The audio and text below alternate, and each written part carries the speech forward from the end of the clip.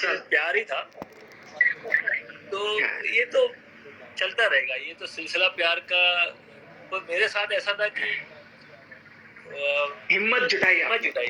मैं बहुत शाई था, you're right। वो ये जीके की बात थी जब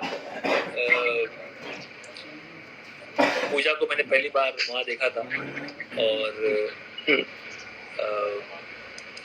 तो मैं जा रहा था, तो मैं अपने दोस्तों के साथ था उधर।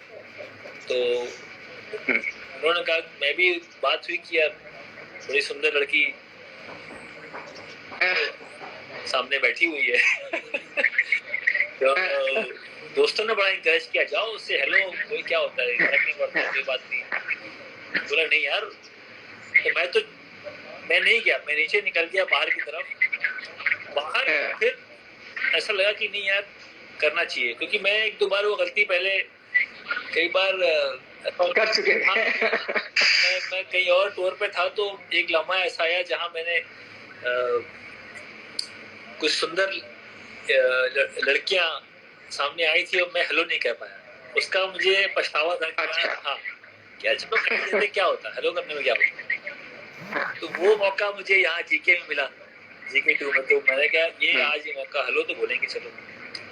तो वैसे तब भी मैंने हिम्मत जुटाई नहीं, नीचे चला गया, दोस्तों ने ऊपर भेजा, मैंने हेलो किया, मैंने बोला कि आपको मैं I find you quite gorgeous, good looking, and I'm leaving now। अच्छा। I said that। मैंने उनको बोल दिया वहीं, और मैंने उनको यही बोला कि you enjoy your night, I'm going। I just want to share this कि यार मैं जो मेरे दिल में बात थी, मैं बहुत कहना चाहता था। मैं गया, उनको नहीं आइए कम जॉइन अस। मैं बैठा, फिर थोड़ा बात हुई, फिर वो रेस्ट एज दे से इज हिस्ट्री। हाँ, जो कहावत है, वो छोटी सी लम्हात मुलाकात, शादी बदल गई, फिर हमारी फैमिली, बच्चे हो गए। तो we are very happy at the moment. अच्छा, चलिए आखिरी 2 सवाल पूछूंगा।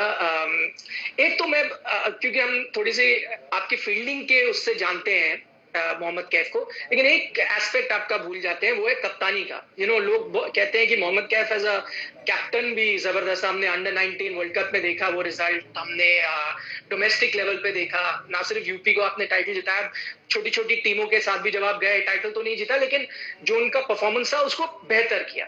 अब एज कप्तान, अब मैं आपसे ये जानना चाहता हूँ, चाहे वो अंडर 19 लेवल हो, यूपी लेवल हो, कोई और रणजी ट्रॉफी हो, सबसे टफेस्ट खिलाड़ी कौन था भाई हैंडल करने के लिए? क्योंकि कप्तान को सबको खुश रखना पड़ता है, और एक टीम में हर अलग अलग किस्म के लोग होते हैं, कोई चुपचाप होते हैं, कुछ अग्रेसिव होते हैं, कुछ मस्त मौला होते हैं। टफेस्ट कौन था खिलाड़ी जिसको एज कप्तान आपको हैंडल करने में परेशानी हुई? नहीं, टफेस्ट तो प्रवीण कुमार थे। वो क्यों? वो और ऐसा बंदा जो मेरी ये बात मानता था। अच्छा। किसी की बात वो अपनी मनमानी करता था, उसको अपनी फील्ड प्लेसमेंट चाहिए, उसको अपनी जितना स्पेल कितना और करना है वो भी वो डिसाइड करेगा। बाजी अब मैं थक गया हूँ, बॉल बाजी मुझे 3 स्लिप चाहिए, एक शॉट और 2 गली चाहिए। एक बार तो ऐसा वाकया था कि बल्लेबाज 1 चौका मारा, 2 चौका मारा, 3 चौका मारा, रणजी की बात कर रहा हूँ मैं, अगेंस्ट कर्नाटका, रॉबिन उथप्पा बल्लेबाज, कानपुर मैच था, लो स्कोरिंग। तो मैंने कहा यार पीके, ये जो 2 3 4 स्लिप यहाँ लगाई, एक आध इसको एले कर लो, इसको पीछे कर लो। तो नहीं बाजी, मतलब उसको ईगो बहुत थी कि बल्लेबाज से कैच पकड़ेगा, आउट करूंगा, मार रहे तो भाई स्कोर किसको, मैं कप्तान हूँ, मुझे स्कोर बोर्ड भी देखना हो। देखो स्कोर बोर्ड पे रन बढ़े जा रहे हैं, कार्ड फील्डर वहां लगा लो। बंदा नहीं मानता, वो अपने मन की करता है। तो वो मुश्किल प्लेयर थे हैंडल करना। पर अगर मैंने 80% बात मनवा ली, तो मैं समझता था कि मैं अच्छा काम कर रहा हूँ, सफल हो गए। अच्छा, चले आखिरी सवाल before I let you go. ये थोड़ा पेचीदा सवाल है, थोड़ा सीरियस सवाल है, वो मैं इसलिए आपसे जानना चाहता हूँ क्योंकि you are one of the role models of the country. आप इंडिया खेले हो, ठीक है, और जहां तक आप जिस कम्युनिटी से आते हो उसके आप एक तरह से रिप्रेजेंटेटिव भी हो, चाहे पॉलिटिकल रिप्रेजेंटेटिव नहीं हो, लेकिन आप एक इंडियन मुस्लिम फेस हो, क्योंकि जिस तरह से आपने कंट्री को रिप्रेजेंट किया, एक पेट्रियट थे, देश के लिए हमेशा अपने अपना बेस्ट दिया, तो एक तरह से अगर जब कोई वेल नोन इंडियन मुस्लिम्स की बात होगी, उनमें आपका भी शायद नाम शामिल होगा।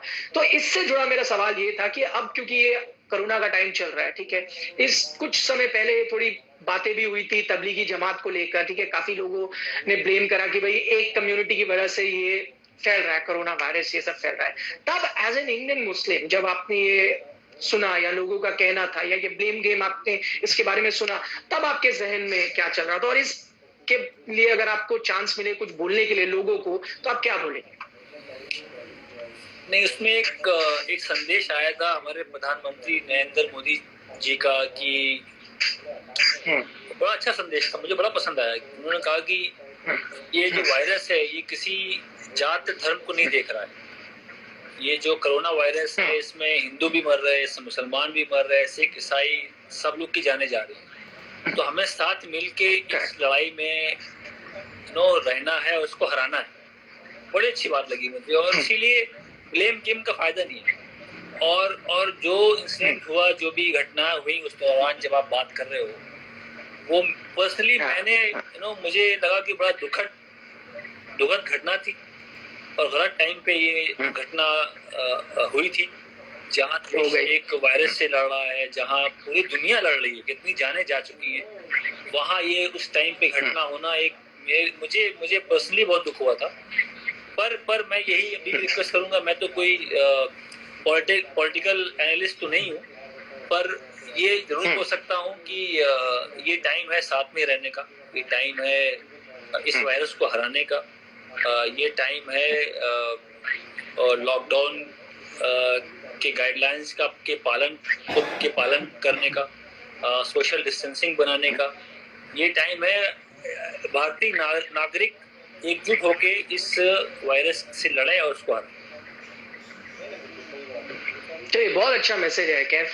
जैसे आपने कहा यही मैसेज है, मेरे ख्याल से लगता है कई बार जब मिसअंडरस्टैंडिंग हो जाती है लोगों के बीच, कोई आपके जैसे वेल नोन पर्सनालिटी ऐसी चीज बोले तो काफी मिसअंडरस्टैंडिंग इसके जरिए दूर हो सकती है। तो बहुत बहुत शुक्रिया हमारे को टाइम देने के लिए। सॉरी मैंने आपका बर्तन धोने का जो है वो शेड्यूल थोड़ा सा बिगाड़ दिया है, आपके आधा एक घंटा ले लिया, लेकिन अभी तो पूरा दिन बाकी है, अभी तो आपको और काफी काम करने हैं, बच्चों के साथ खेलना है ना। बाहर मेरी बेटी खड़ी हो, वो नॉक कर रही है, जैसे ही आप जाओगे मुझे अच्छा बेटी बोलेगी पापा बोलिंग करो। चलिए, thank you so much, lovely talking to you. आप जाएं फ्रॉम अ बैट्समैन, अब आप बॉलर बने, बॉलिंग करें। अच्छे सवाल थे आपके, मजा आया।